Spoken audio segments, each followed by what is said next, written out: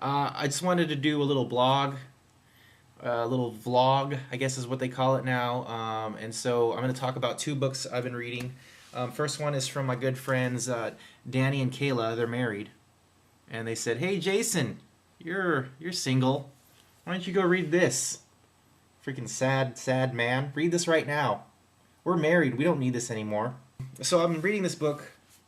It's called Boundaries in Dating, and I thought it was going to be a piece of crap. It's turning out to be pretty good, and actually goes along with what I've been reading from my friend Emily. She got me this book. It's called The Happiness Hypothesis. So the Happiness Hypothesis is by John Haidt, and I want to do a quick compare and contrast to the two books. So John Haidt is a professor at University of Virginia.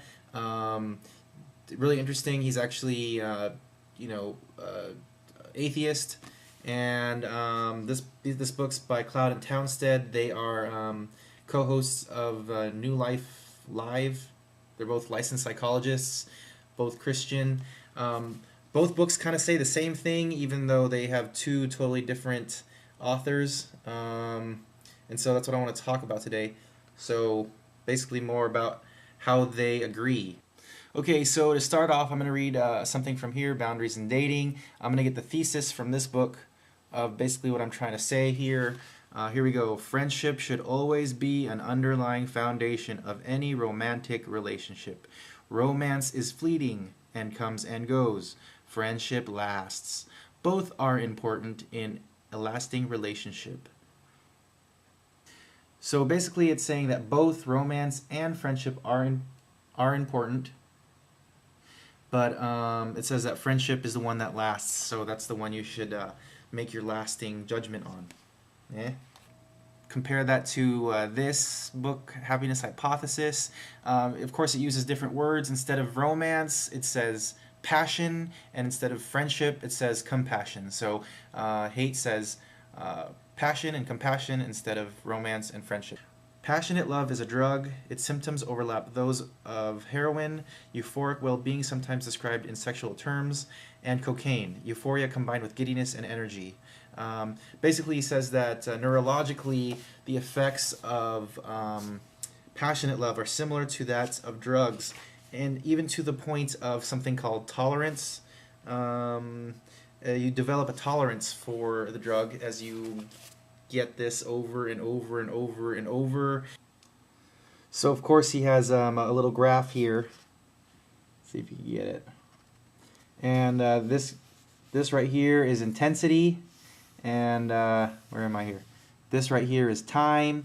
And let's see, you just meet somebody, and they're just like, "Whoa, dang! Look at that's what I'm talking about." And then you're just like, "What's up? How you doing?" And here's a passionate love. It's like, "Swing," and then like, but you don't really know them, so they're just like, you're not sure if they're really friends. So they're just like, compassionate love is down here in intensity, and it's just like whatever, right? And then after you get past your honeymoon period, it's like, "Mew," there goes your tolerance, and the intensity of that passionate love kind of dwindles. And here's the point where it's like compassionate love. I don't know if you can see this. I hope it comes out.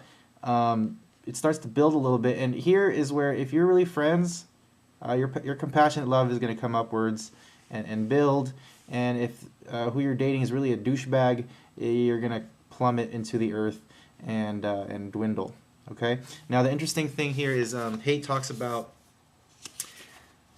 over time now. Okay, so let's say, here is where the swing moment happened, and then if we were going to take time and blow it up here, if you really were friends with that person, here we are. Your compassionate love intensity builds up when that person has babies with you, and you guys go to several movies together, and they put up with the in-laws. Hi, Mom. And here, your passionate love, it's like you're old, you're going gray, and swing moments just don't seem to happen when you're 80 as often as when you're 18. So Haidt goes ahead and he concludes his argument with tolerance, and he talks about how passionate love, you tend to build a tolerance towards passionate love. The intensity of that passion, of that romance, neurologically seems to be less effective as time goes on, whereas compassionate love your brain for some reason does not build a tolerance to that friendship relationship you have. So both of them kind of say the same thing, that both passion, romance is important, along with compassion and friendship. But really think in the long terms what's happening here, and hopefully soberly you can decide if this person is the right one, or he or she is really a douchebag. Thanks for watching the show. Please leave a comment on the bottom of the screen if you could, if you're interested. This is my first one, and we'll see if there's going to be more to come. Bye bye.